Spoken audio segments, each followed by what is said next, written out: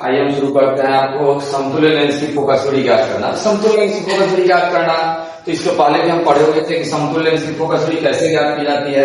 उस कंडीशन में था जब दो लेंस एक दूसरे के संपर्क में होगा तो उसकी फोकस दूरी क्या होगी। तो उसका फॉर्मूला था 1/f बराबर 1/f1 प्लस 1/f2, यही निकाले थे हम उस दिन।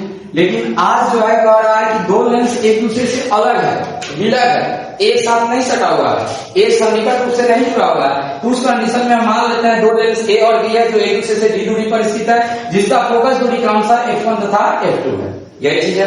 अब कहता है उसके परिणाम इसके समानांतर एक किरण पुंज चलती है जो पहले लेंस से अपवर्तन के बाद जो अपवर्तित किरण होती है वो फोकस से गुजरती है, क्योंकि उत्तल लेंस में प्रधान के समानांतर चलने वाली किरण पुंज जो होती है वो फोकस से गुजरती है। तो पहला लेंस जो है ए है उससे जो चलने वाली प्रकाश की किरण है वो अपवर्तन के बाद फोकस f1 से गुजरती है, तथा वही किरण जब दूसरे लेंस बी पर पड़ती है तो वहां से जो अपवर्तन होता है तो वो कहां से गुजरती है, f2 से गुजरती है। यानी फाइनल कहां से गुजरेगा, वो दो लेंस रखा जाएगा तो f2 से गुजरेगा। अब यहाँ बात आता है इस दोनों लेंस को हटा देना, एक ऐसे लेंस को लेना है जिसकी फोकस दूरी हमको ज्ञात करनी है, जो प्रतिबिंब पहले जहां बना था वही बनाएगा, लेकिन वस्तु की दूरी में कोई परिवर्तन, वस्तु की स्थिति में कोई परिवर्तन नहीं होना चाहिए। तो उस हिसाब से हम चलते हैं। सबसे पहले यहाँ देखिएगा ध्यान से, तो ध्यान से देखने की बात है कि हम लेंस ए की बात करते हैं तो पहला जो प्रकाश की आपतित किरण है वो एम बिंदु पर यानी कि प्रकाशीय केंद्र से h1 ऊंचाई पर टकराती है। जैसे ही वहां पड़ती है डेल्टा 1 कोण से विचलन होगा, वो कहां से गुजर जाएगी, f1 से गुजर जाएगी। लेकिन जैसे ही वो दूसरे लेंस के n बिंदु पर पड़ती है तो प्रकाशीय केंद्र से h2 दूरी पर आपतित होकर वो f2 से गुजर जाती है। अब यहाँ जो यहाँ विचलन हो रहा है वो क्या हो रहा है, डेल्टा 2 का हो रहा है। अब ये डेल्टा 2, अब ये किरण ऐसा लेंस लेना है कि प्रकाश की समानांतर किरण पुंज चलेगी सेम ऊंचाई पर, h1 ऊंचाई पर इसकी बिंदु पर टकराती है और वो f2 से क्या होती है, बाहर निकल जाती है। तो ये डेल्टा 2 होगा तो ये भी क्या होगा, डेल्टा 2 होगा। और यहाँ समतुल्य लेंस से जो प्रकाश की किरण का विचलन हो रहा है वो डेल्टा से हो रहा है, डेल्टा कोण से हो रहा है। तो आप जानते हैं किसी भी त्रिभुज में जो आपका बाह्य कोण होता है वो संगत अंतः कोणों के योगफल की क्या होता है, बराबर होता है। तो यहाँ यदि हम बात करते हैं तो ये डेल्टा है तो इसका संगत अंतः कोण क्या होगा, डेल्टा 1 और डेल्टा 2 होगा। तो डेल्टा बराबर क्या होगा, डेल्टा 1 प्लस डेल्टा 2।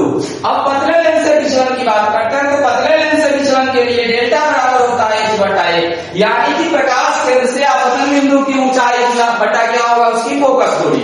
तो यहाँ पर h/a है। तो इस प्रकार से हम ए लेंस से यदि विचलन करते हैं तो डेल्टा 1 बराबर h1/f1 होगा, क्योंकि पहले के लिए L1 से आपतन बिंदु की दूरी क्या है, h1 है, दूसरे से प्रकाशीय केंद्र से जो आपतन बिंदु की दूरी क्या है, h2 है।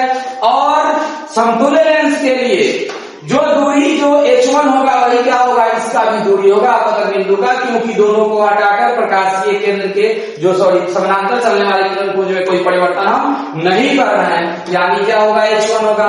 तो यहाँ से डेल्टा बराबर होगा h1/a, क्योंकि समतुल्य लेंस की फोकस दूरी क्या है, 1 है। अतः समीकरण 1 में डेल्टा 1, डेल्टा 2 और डेल्टा का मान रखते हैं तो h1/a बराबर h1/f1 प्लस h2 क्या होगा, f2 होगा। अब बात करते हैं, यहाँ देखिए ध्यान से, दो समकोण त्रिभुज बन रहा है। पहला समकोण त्रिभुज आपका बन रहा है, ध्यान से देखिएगा, ML1F1, ML1F1। दूसरा बन रहा है NL2F1 बन रहा है। अब कहता है कि ये कोण यदि 90 डिग्री होगा तो ये कोण भी 90 डिग्री होगा, और ये जो F1 पर बना हुआ कोण है वो दोनों त्रिभुज में परटेंट है, यानी दोनों त्रिभुज के लिए समान है। तो जब दो कोण समान है तो तीसरा ऑटोमेटिक क्या होगा, अपने आप बराबर होगा। तो यदि त्रिभुज एक दूसरे के समरूप होगा, क्या होगा, समरूप होगा, और त्रिभुज समरूप होगा तो उसके भुजाओं का अनुपात क्या होगा, बराबर होगा। यदि हम इसकी ऊंचाई लेंगे तो इसकी भी क्या लेना होगा, ऊंचाई लेना होगा। यदि इसकी आधार लेंगे तो इसका भी क्या होगा, आधार होगा।